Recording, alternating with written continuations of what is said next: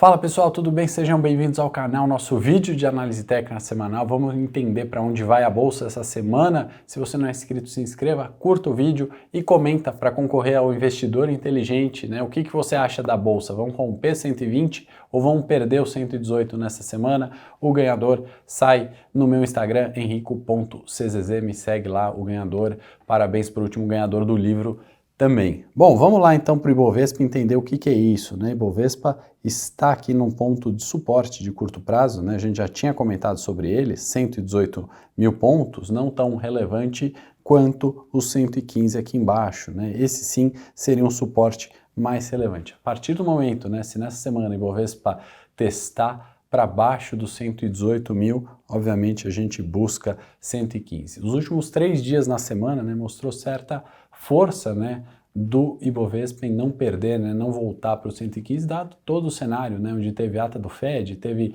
inflação superando expectativa, teve questões, né, de mais sanções à Rússia e teve extensão do lockdown, né. Se a gente separar esses 4 fatores macro, né, a gente pode considerar os 118 mil como um ponto, né, de força para o Ibovespa, né, de não ter perdido, dado todo esse cenário, o 118. Um repique de preço, a gente obviamente sabe que vai testar a resistência mais relevante, 120 mil pontos. Acima dos 120 mil pontos, os pontos estão mantidos da análise semanal, né? De longo prazo, 125 e 131 pontos. Vamos lá, né? Primeiro papel sempre vale, 15% do Ibovespa, uma consolidação, né, que a gente está entendendo como sendo, né, após a tendência de alta que está desenhada aqui, né, onde temos 94 suporte e 98 resistência, né? Queda mais significativa para Vale foi justamente na sexta-feira, fechou aos 95, nessa semana testando 94, eu sou comprador de Vale para pelo menos o repique para os R$98, né? Acima de 98, só a máxima ali dos R$103. Vamos para Itaú, né? Vale lembrar que temporada de resultados nos Estados Unidos vai começar já, começa por bancos, e aí a gente está vendo alguns reflexos, inclusive nos bancos, né? Vamos falar também de Bradesco daqui a pouquinho. Teve questão, né? Voltou à tona aquela preocupação com o CSLL, né? Ou seja, isso arrefeceu um pouquinho do bom humor, né, que os bancos vinham tendo, né, foi o índice que mais subiu no ano, né, no trimestre o índice financeiro subiu na casa dos 25%, enquanto o Ibovespa em 15%, foi o índice de destaque. Todos os outros índices, né, energia elétrica, materiais básicos, consumo, entre outros, né, industrial, abaixo, né, performaram abaixo do Ibovespa e o financeiro com gordura, né. E aí a gente chegou numa resistência, né, coincidentemente ou não, dos R$28, que foi respeitada, né. Quem é assinante aí do meu produto, da Operação Fênix, a gente fez uma estratégia, né, a chamada venda sintética da ação, né, onde a gente faz uma estrutura com 2 opções e aí a gente potencializa, né, e ganha com a queda do papel. De fato, foi uma operação bastante interessante e Itaú está testando um suporte intermediário dos R$26, né? 3 candles ali, né, em linha com esses que a gente viu do Ibovespa, né, dos 118 mil pontos, 3 candles reforçando os R$26, né? Itaú também tem aqueles R$24, né, o nosso suportão de longo prazo, o segundo nível agora de suporte, caso Itaú perca os 26 essa semana.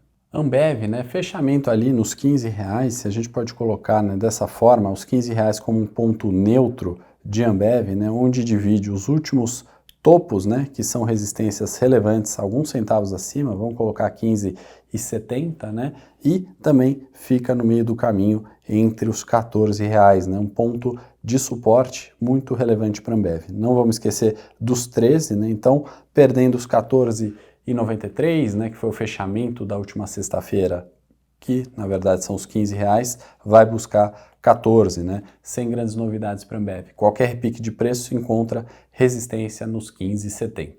B3SA, nossa bolsa, né, trouxe aqui um gráfico um pouquinho mais de longo prazo, mas justamente a região do enrosco está aqui, né? Suporte em 15, resistência em R$16, né? Esses pontos, obviamente, né, vão trazer ou novas tendências, novas máximas para B3 acima dos R$16, né, que tem justamente um próximo alvo em 17, ou, ao meu ver, né, deveriam, né, ou o comportamento mais provável é de retorno às médias curtas, perdendo os R$15 com um suporte relevante na região de 14,50, né? Vale atenção para B3 nessa semana.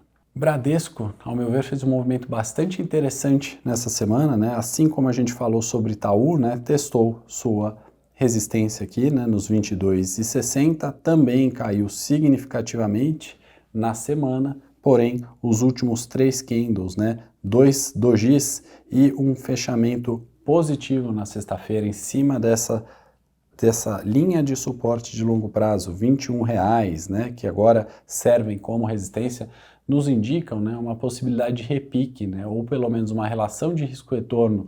O que quero dizer com isso? Né? Um stop curto, R$20,90, né, possibilitando um alvo, né, nos R$22, caso esse movimento de Bradesco se concretize.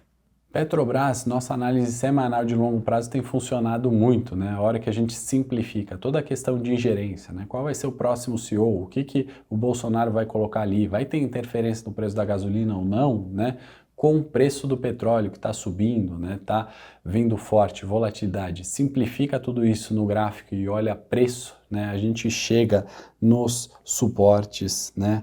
R$32, os últimos vídeos todos, né? A gente está falando disso aqui desde janeiro. Resistência em 34. Dentro dessa faixa de consolidação de preço, né? Você consegue operar Petrobras da forma que você achar interessante, né? 34, testou resistência, a gente fechou uma opção nessa semana, né? Uma call que se beneficiaria dessa repique de preços, né? De Petrobras e está mantido, está válido como resistência, né? Eu parto do seguinte princípio, do fundamento, né? Se a gente excluísse ingerência, a R$34 Petrobras ainda é barato. Do aspecto, né, de volatilidade, de momento atual de bolsa, né, a gente pode observar os 34 sendo respeitados e, mais uma vez, buscando 32. Não vamos esquecer, né, que fora dessa consolidação a gente teve um falso rompimento e aí buscou os R$30 aqui embaixo, e a gente teve um falso rompimento também da resistência e buscou os 35,30, né? Então, atenção, em qualquer rompimento, né, de suporte e resistência, os ativos tendem a ganhar uma velocidade. A questão é descobrir se isso é falso rompimento, como aconteceu, né, nesses momentos que a Petrobras foi para 35 e foi para R$30. JBS, né, querendo romper aquela resistência dos R$38, ponto bastante relevante que a gente tem aqui no gráfico, né? Vamos ver se a gente vai ter que apagar essa região de resistência em R$38 e agora ser suporte, porque os R$39, né, dos falsos rompimentos em outros momentos, né, ele está sendo testado, né? A questão é, JBS corrige agora nos 38 e volta a subir, ou de fato volta, né, para a região dos R$36 como suporte imediato, né? A gente vai ter que observar a movimentação de preço evidente nessa semana, né? A relação de risco e retorno nesse patamar de preço, né, diferente do que a gente viu, por exemplo, agora há pouco em Bradesco, ao meu ver, não é tão interessante assim, pensando no curto prazo.